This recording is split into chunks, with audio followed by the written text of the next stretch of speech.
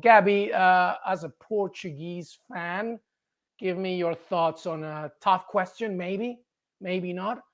What do you do? Just like in the Sound of Music, what do you do with a problem like Maria? What do you do with a problem like Ronaldo? Do you start him in the match against Morocco, or do you take the exhibit A of what you just saw today and have Ramos, who, just like Alex said, is electrifying, and then you have the likes of Bernardo Silva and Bruno Fernandes. I mean, this is such a squad. What do you do with a problem like Ronaldo?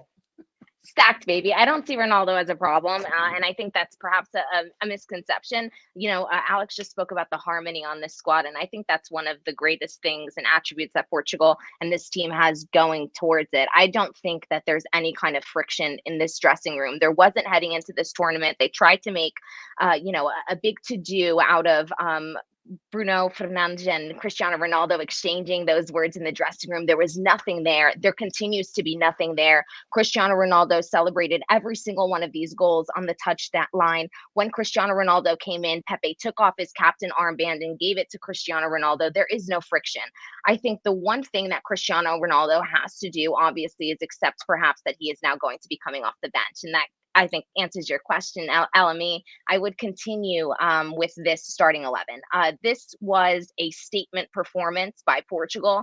I think it was much like Alex said. I think a lot of people only saw Portugal as Cristiano Ronaldo plus 10, which Portuguese fans for a long time have known is not the case. I mean, true lovers and followers of football know that this Portuguese team is full of talent, very young talent.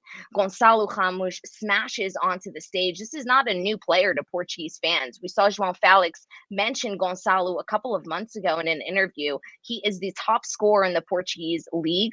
He has been shining for Benfica for quite some time. He has been rising through the Portuguese youth ranks. He's only in this squad because Diogo Jota got injured. The depth of this Portuguese national team is just astounding. And I think finally, that is a statement that's being made on the world stage. It's worth noting also that Fernando Santos hasn't even had consistency in his back line.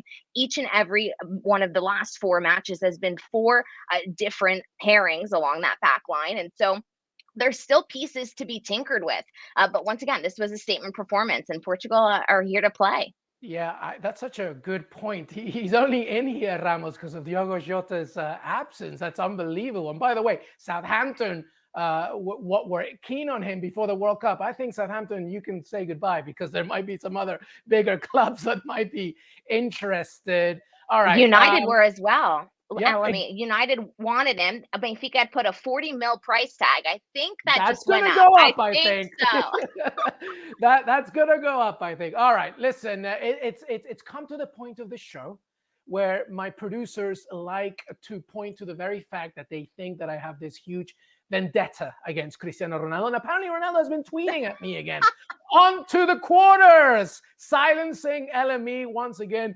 See you in LME. We don't trust. Wow, look at those quote tweets, by the way, Alex. 100 million. That's ridiculous. What's the next one? Those are great numbers. It's ridiculous, right? I may not have started, but we're through. Emoji, wink face. Over to you, LME. Signed, the GOAT. Is there a third one, producers? I believe that we have one more, I think. No, that's it. Oh, thank God. He wanted another one. Producers, he wanted another one. Next time, hit him with 3. Listen, I want to just make something very clear. It is not a personal thing against Ronaldo. I just think that his strength is now, because he's dealing with the mortal realization of age, his strength is also his weakness. Ronaldo is focused on one thing, which is what's made him a champion, Gabby, Ronaldo. So now that he's getting older, just like you said, he has to accept the fact that at this point, he's the best 20 minutes to go kind of player. He's an absolute star, but look how fluid they were today, Gabby. That's my point. So do you think that, we've talked about the strategy, but do you think Santos will stick with this lineup for the next game against Morocco? I think Fernando Santos is going to take it match by match. Whatever tactical approach that he decides to take on Morocco with, if Cristiano Ronaldo fits that plan, he'll start him. If he doesn't, he won't. Fernando Santos is a man who says what he thinks. He has never really beaten around the bush, although he is a manager who has always defended Cristiano Ronaldo. This was a big statement, and I think it was a statement that Fernando Santos also needed to make. At the start of the show, I think I mentioned that this was a Portugal fan base base who not only were a bit upset about Cristiano Ronaldo and his antics. This is not a Portuguese fan base that support Ronaldo through and through. They are very critical of this star player and have been very critical also of Fernando Santos. I think Fernando Santos needed a statement that he could evolve this team, that he could get the best out of these players. And if that includes not starting Cristiano Ronaldo again against Morocco, that will be done. I have no doubt about it. What do you think, Alex?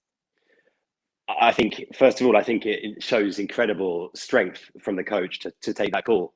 As you say, we're talking about Ronaldo. We're talking about one of the very biggest names in world football ever. And to take this decision in the knockout stages, knowing that if it backfired, now it didn't, of course, it's worked out spectacularly well for Portugal. But just imagine if it had backfired, the criticism that he would have faced for leaving out Ronaldo. As it is, it's gone brilliantly.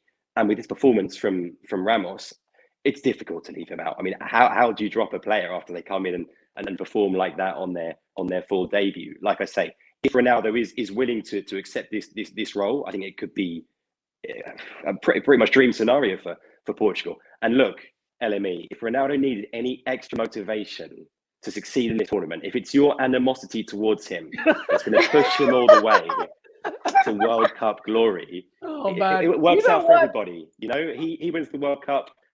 You know, you get the clicks. So it's great. Everyone's a winner.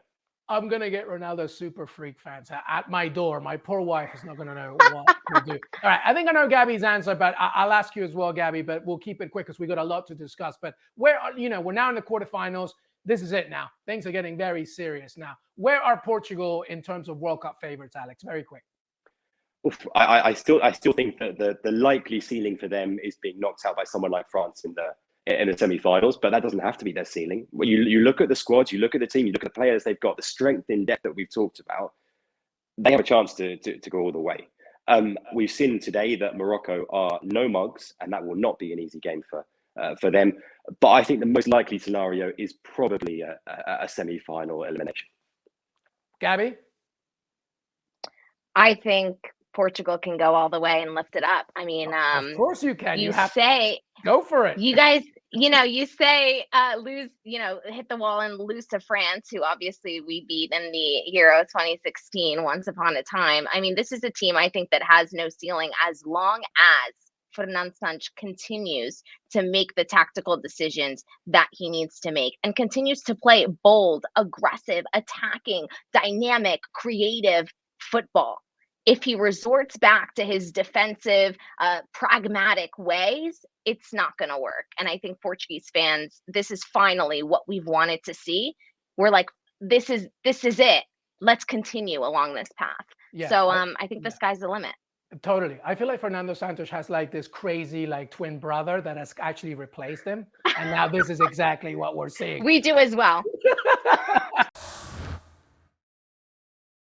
Thanks so much for watching ESPN on YouTube. And for more sports highlights and analysis, be sure to download the ESPN app. And for premium content and live streaming, subscribe to ESPN Plus.